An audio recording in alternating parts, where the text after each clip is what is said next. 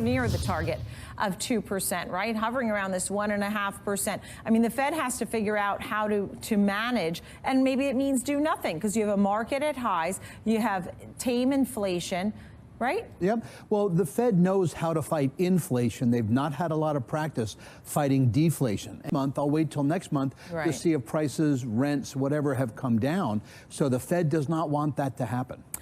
Where do you think the Fed does the back half of the year? Nothing? That could end up causing investors to want to digest the recent strength. Yeah, that's interesting because year to date, the S&P that we saw the first 4 months of the year do better than what we are seeing this year. So this is an historic year. Encourages investors to go defensive in the challenging May through October period and then go cyclical November through April. So we forgot their lesson from Logic 101, where all trout are fish, but not all fish are trout. That basically every flat to inverted yield curve has not led to right, which still is obviously that low, near the lows of 4 decades. And there's also a birth rate issue. I mean, people are just dying off.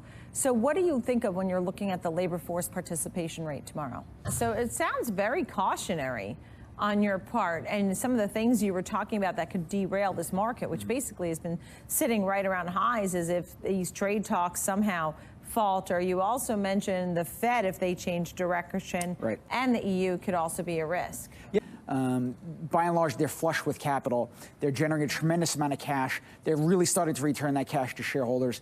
And